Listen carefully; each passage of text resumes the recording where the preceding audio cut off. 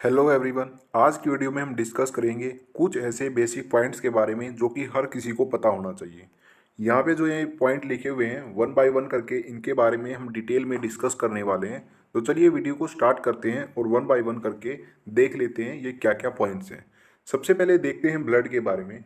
हमारी बॉडी के अंदर एक नॉर्मल हेल्दी इंसान के अंदर कितना ब्लड होना चाहिए। ये जो ब्लड की क्वांटिटी है ये मेल टू फीमेल वेरी करती है। मेल्स के अंदर थोड़ा सा ज़्यादा ब्लड होता है एज कम्पेयर टू फीमेल्स। तो मेल की अगर मैं बात करता हूँ इसके अंदर नॉर्मल जो ब्लड की जो रेंज है वो होती है 5 से 6 लीटर। तो ये नॉर्मल रेंज होती है। फीमेल के अंदर 4.5 से 5.5 लीटर ये नॉर्मल रेंज होती है। देखिए ब्लड के अंदर हमारा जो ब्लड होता है उसके अंदर 3 तरीके की सेल्स पाई जाती हैं। पहली जो सेल होती है वो होती है आरबीसी, दूसरी जो सेल होती है वो होती है डब्ल्यूबीसी, और तीसरे टाइप की जो सेल होती है वो होती है प्लेटलेट। ठीक है। तो 3 तरीके की ये सेल्स हैं जो हमारे ब्लड के अंदर मिलती हैं। आरबीसी का मतलब होता है रेड ब्लड सेल्स और डब्ल्यूबीसी का मतलब होता है वाइट ब्लड सेल्स, और तीसरी तरीके की जो सेल है वो है प्लेटलेट। तो हमको ये भी पता होना चाहिए कि हमारे ब्लड के अंदर आरबीसी की कितनी संख्या है, डब्ल्यूबीसी की कितनी संख्या है और प्लेटलेट की कितनी संख्या है। तो इनके बारे में भी थोड़ा सा डिस्कस करते हैं। तो सबसे पहले बात करते हैं आरबीसी के बारे में। देखिए नॉर्मल जो रेंज कितनी होनी चाहिए, कितनी आरबीसी की जो संख्या है वो एक नॉर्मल हेल्दी इंसान के अंदर होनी चाहिए। अगर मैं मेल की बात करूं तो 5.5 मिलियन आरबीसी, इतनी आरबीसी बॉडी में होनी चाहिए एक नॉर्मल हेल्दी इंसान के अंदर। अगर फीमेल के अंदर बात करूं तो जो नॉर्मल आरबीसी काउंट है फीमेल के अंदर वो है 4.5 से 5 मिलियन। ठीक है। डब्ल्यूबीसी की कितनी संख्या होनी चाहिए, वो होनी चाहिए 6,000 से 8,000। तो नॉर्मल डब्ल्यूबीसी काउंट होता है 6,000 टू 8,000। ठीक है।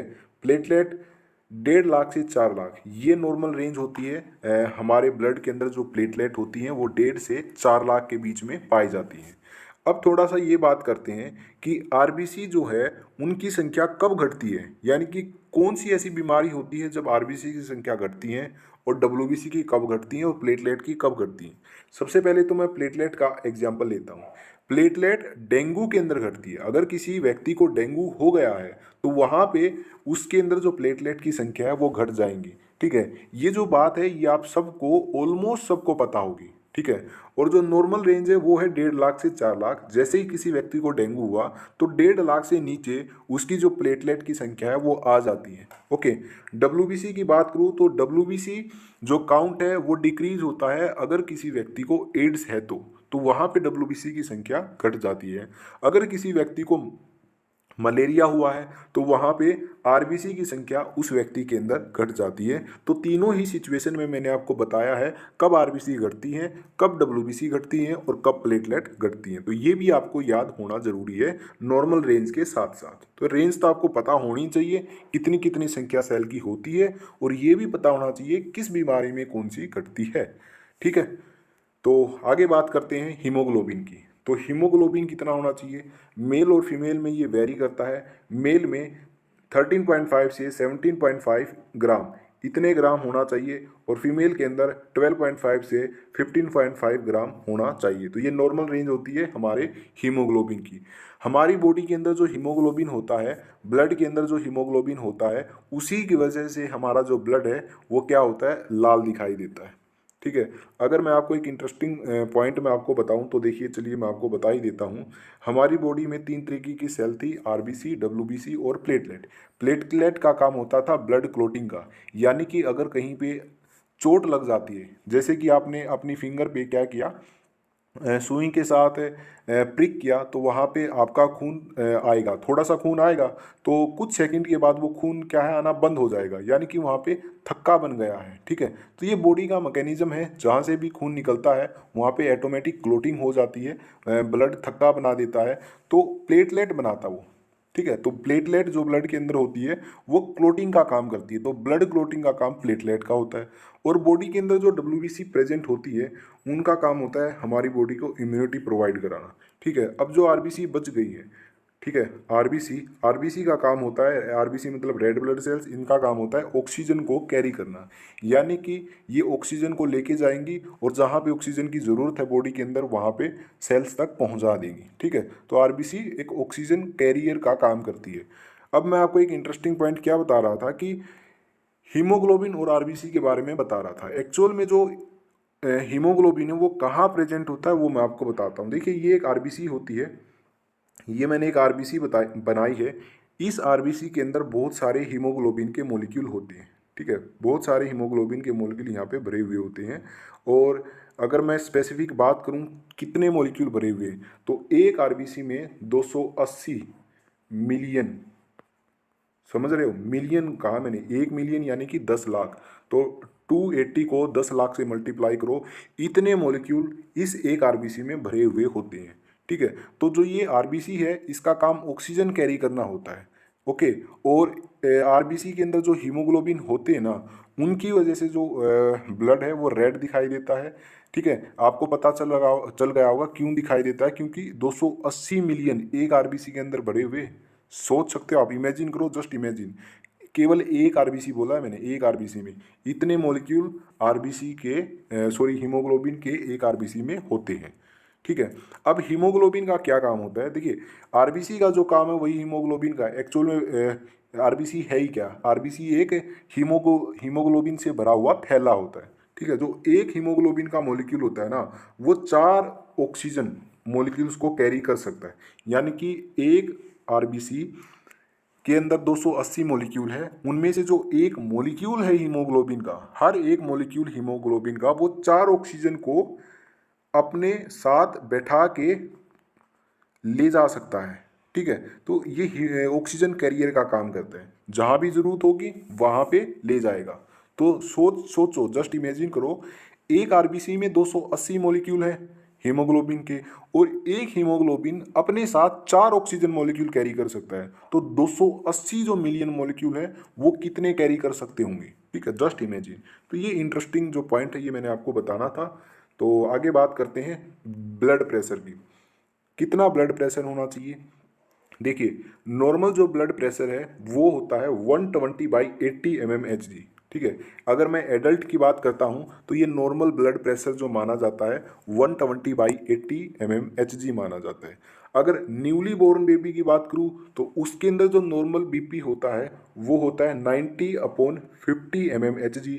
अगर मैं ओल्ड एज की बात करूँ, यानी कि बहुत ही ज़्यादा उम्र हो गई है, 55 से 60 साल से ऊपर हो गई है ओल्ड एज की, तो वहाँ पे अगर ब्लड प्रेशर मेजर करने के बाद ये रेंज मिलती है 150 से 90 मिलती है, ठीक है, 150/90 मिलती है, तो ये नॉर्मल रेंज के अंदर इंक्लूड कर लिया जाता है। क्योंकि होता क्या है, जैसे जैसे ओल्ड एज होती है वैसे वैसे जो हमारी जो ब्लड वेसल्स हैं वो क्या होने लगती हैं, सख्त होने लगती है, जिसकी वजह से ब्लड प्रेशर ऑटोमेटिक बढ़ जाता है। तो ओल्ड एज होने के साथ साथ जो ब्लड प्रेशर है वो 150/90 तक पहुंच जाता है, उस कंडीशन में भी ये नॉर्मल माना जाता है, ठीक है। तो ब्लड प्रेशर एज पे भी मैटर करता है, ओके। अगर यही रेंज 150 से 90 किसी एडल्ट के अंदर आती है तो वहाँ पे उसको हाइपरटेंशन है, ठीक है। तो वहाँ पे उसको अपना लाइफस्टाइल चेंज करने की ज़रूरत है, एक्सरसाइज करने की ज़रूरत है, ठीक है। तो अगर ब्लड प्रेशर नॉर्मल, तो मैंने आपको बताया ये तीनों ही कंडीशन है नॉर्मल वाली, ठीक है। तो तीनों कंडीशन में अलग अलग लिखा है। अगर न्यूली बोर्न बेबी है तो ये नॉर्मल होगा, अगर एडल्ट है तो ये नॉर्मल होगा, ओल्ड एज है तो ये नॉर्मल होगा। तो हम कंसीडर करते हैं एडल्ट एज का, तो सारी जो वैल्यू नीचे दोनों वैल्यू हैं वो एडल्ट एज की हैं। अगर एडल्ट के अंदर 120/80 है या इससे कम है, 120/80 से कम है तो ये नॉर्मल होगा। अगर 120/80 से ज़्यादा है तो वो होगा हाइपरटेंशन, ठीक है। जैसे कि 140/90 है वो हाई माना जाएगा, यानी कि उसको हाइपरटेंशन है, उसको एक्सरसाइज करने की ज़रूरत है, उसको अपना लाइफस्टाइल, अपना अपना खाना पीना सब चेंज करने की ज़रूरत है, तभी उसका जो बीपी है, ब्लड प्रेशर है, वो कंट्रोल में आएगा। अगर 150 से 95 mmHg इतना ब्लड प्रेशर मेजर हो रहा है तो इसका मतलब वेरी हाई है, तो डॉक्टर से मिलने की ज़रूरत है, वहाँ पे मेडिसिन लेने की ज़रूरत है, ठीक है। तो ये वेरी हाई ब्लड प्रेशर के अंदर इंक्लूड किया जाएगा। अब यहाँ पे एक दो चीज़ें और मैं आपको बताना चाहूँगा।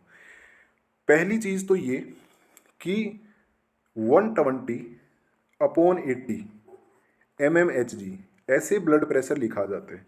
अब ये जो 120 है ये क्या है, 80 क्या है, ये क्या है। देखिए 120 जो ऊपर वाला होता है वो होता है सिस्टोलिक ब्लड प्रेशर, नीचे वाला होता है डायस्टोलिक ब्लड प्रेशर।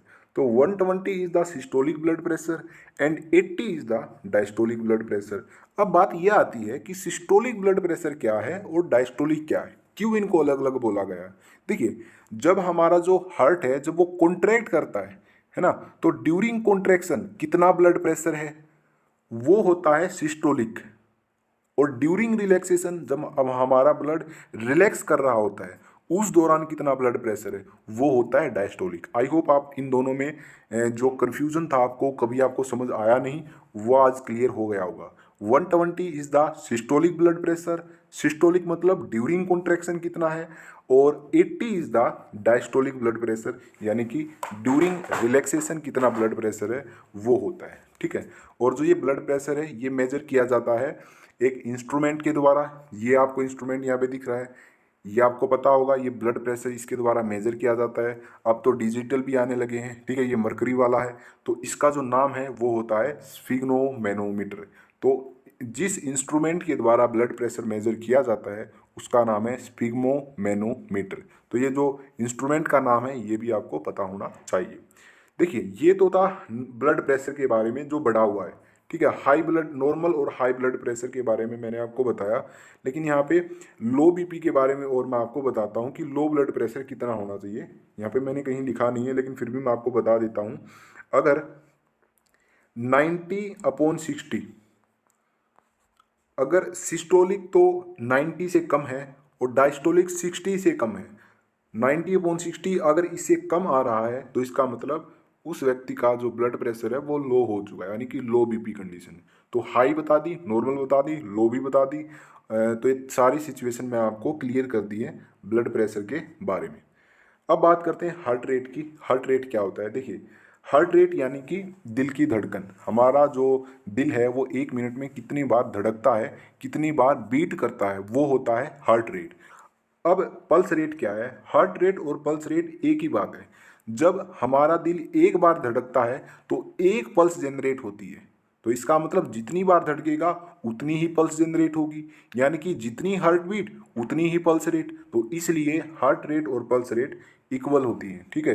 तो कितनी हार्ट रेट होती है? अगर मैं नॉर्मल एवरेज हार्ट रेट की बात करूँ तो वो होती है 72/मिनट, यानी कि 72, 1 मिनट में 72 बार हमारा जो दिल है वो धड़कता है। ये नॉर्मल हार्ट रेट होती है, ठीक है। अगर 90 से 120/मिनट है, इसका मतलब हाई हार्ट रेट है।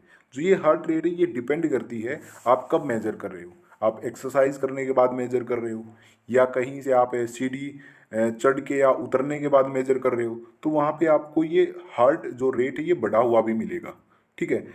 एक्चुअल में आपको बताता हूँ, 60 से 100 तक अगर इतनी हार्ट रेट आती है पर मिनट तो ये नॉर्मल मानी जाती है।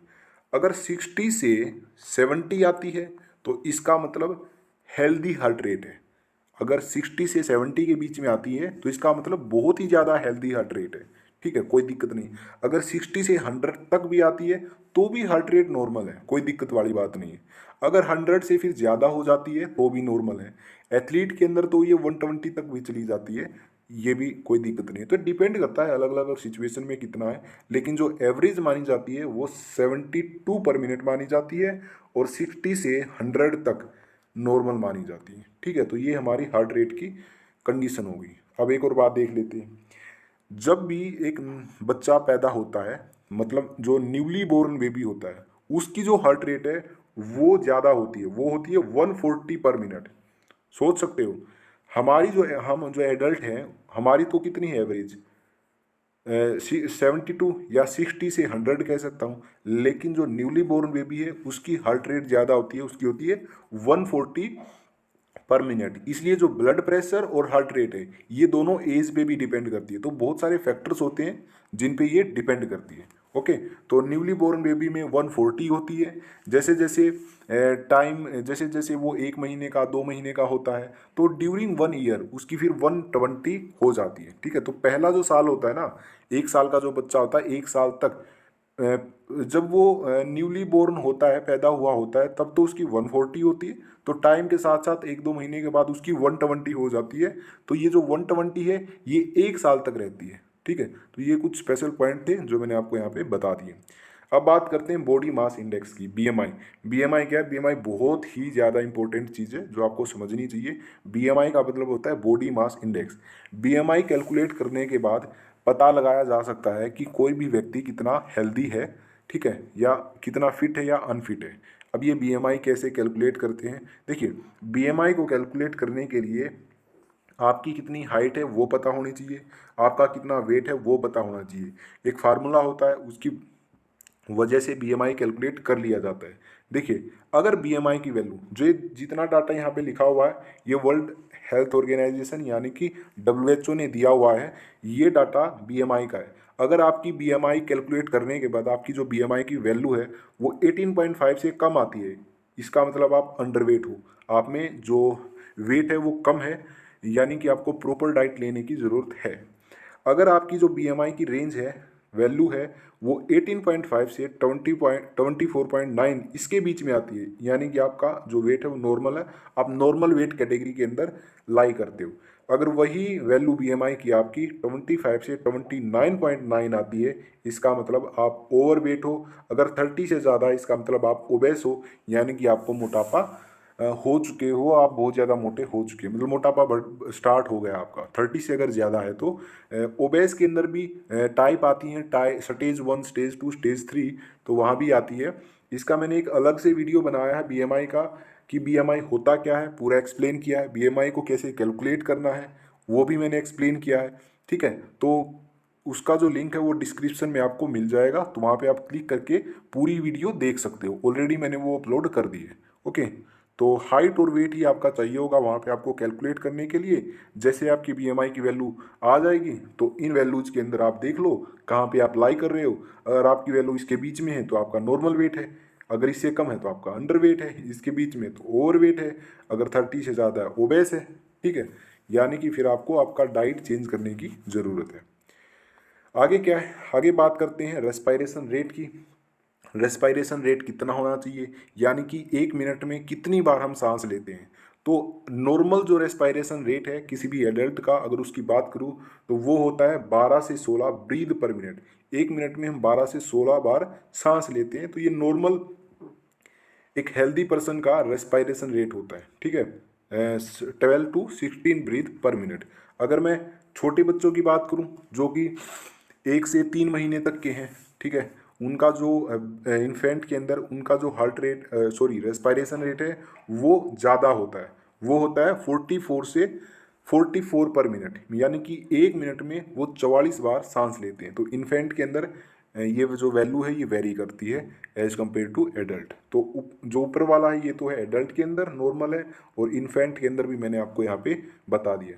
अगर ऑक्सीजन लेवल की बात करूँ तो कितना होना चाहिए, अभी कोरोना टाइम था, वहाँ पे ऑक्सीजन लेवल चेक किया जा रहा था, ठीक है, कितना ऑक्सीजन होना चाहिए। जिसका बहुत ही ज़्यादा कम ऑक्सीजन था तो उसको वेंटिलेटर की भी ज़रूरत पड़ रही थी। तो ये ऑक्सीजन की कुछ वैल्यू है, कितना ऑक्सीजन होना चाहिए। देखिए, अगर 94 आता है, अगर 94% आपका ऑक्सीजन लेवल आता है तो इसका मतलब नॉर्मल है, ठीक है, नॉर्मल ही है, मतलब बेस्ट भी नहीं है, अच्छा भी नहीं है, नॉर्मल कह सकते हो आप, ओके। अगर 95 और 100 के बीच में तो बेस्ट है, ये बहुत अच्छा है, ऑक्सीजन लेवल आपका ठीक है, आप बिल्कुल हेल्दी हो, ठीक है। अगर 90 और 93 के बीच में यानी कि लो है, ठीक है, थोड़ा सा आपको घर पर केयर की ज़रूरत है, बेड रेस्ट की ज़रूरत है, ठीक है। अगर 80 89 या 80 से बिल्कुल ही कम है, ओके, 80 या 89 के बीच में या इससे भी कम है, तो इसका मतलब आपका बहुत ही ज़्यादा लो है, तो तुरंत डॉक्टर से मिलने की आपको ज़रूरत है। तो ये इमरजेंसी कंडीशन हो गई। तो ये हमारी जो रेंज है ये थी हमारी ऑक्सीजन लेवल की। नेक्स्ट बात करते हैं ब्लड शुगर, इसकी कितना नॉर्मल रेंज होनी चाहिए। तो नॉर्मल रेंज डिपेंड करती है खाना खाने से पहले आपने ब्लड शुगर टेस्ट कराया है या फिर खाना खाने के बाद, ठीक है, डिपेंड करता है। अगर खाना खाने से पहले करवाया है तो इस रेंज के अंदर अगर आपकी जो शुगर लेवल है वो लाई कर रही है तो इसका मतलब नॉर्मल है। खाना खाने के बाद करवाया है 2 घंटे बाद, अगर इस रेंज में लाई कर रही है तो इसका मतलब भी नॉर्मल है, ठीक है। ये होता है पोस्ट पेरेंडियल, यानी कि खाना खाने के बाद। फास्टिंग मतलब खाना खाने से पहले, ओके। अगर आपकी जो रेंज है वो 100 से 125 है, खाना खाने से पहले की ये सिचुएशन है दोनों ही, तो आप प्री डायबिटिक है, ठीक है, आपको प्री डायबिटिक कंडीशन में है। अगर 125 से ज़्यादा आ रही है तो इसका मतलब आप डायबिटीज़ है, आपको शुगर हो गई है। ठीक है, आपको डॉक्टर को दिखाने की ज़रूरत है। तो ये हमारी कुछ ब्लड शुगर की रेंज थी। आगे बॉडी टेम्परेचर देखते हैं। नॉर्मल बॉडी टेम्परेचर कितना होना चाहिए? आपका जो बॉडी टेम्परेचर है वो होना चाहिए 37 डिग्री सेल्सियस। अगर डिग्री सेल्सियस की बात करूँ तो 37 होना चाहिए, लेकिन थर्मामीटर में हम मापते हैं फ़ारेनहाइट के अंदर, तो इसलिए आपको फ़ारेनहाइट में पता होना ज़रूरी है।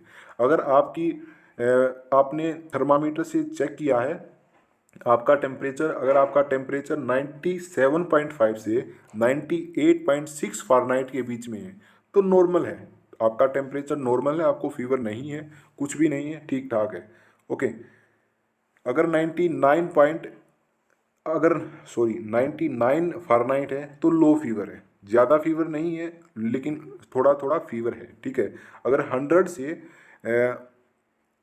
102 फ़ारेनहाइट है तो इसका मतलब हाई फीवर है। ठीक है, तो फिर आपको मेडिसिन लेने की ज़रूरत है, डॉक्टर को दिखाने की ज़रूरत है। तो ये हमारी कुछ रेंज थी जो बॉडी टेम्परेचर की थी। आई होप आपको ये जितने भी पॉइंट थे ये आपने कॉपी में नोट कर लिए होंगे और लिख लिए होंगे। ठीक है, और ये आपको समझ भी आया होगा जितनी भी नॉर्मल रेंज है क्या है। और बीएमआई के बारे में डिटेल वीडियो है, आपको कैसे कैलकुलेट करना है वो उसका लिंक डिस्क्रिप्शन में दिया है, तो वहाँ से आप जाके देख सकते हो। तो आज की वीडियो में बस इतना ही और मिलते हैं नेक्स्ट वीडियो के अंदर। और प्लीज़ कमेंट करके ज़रूर बताइए ये वीडियो आपको कैसी लगी।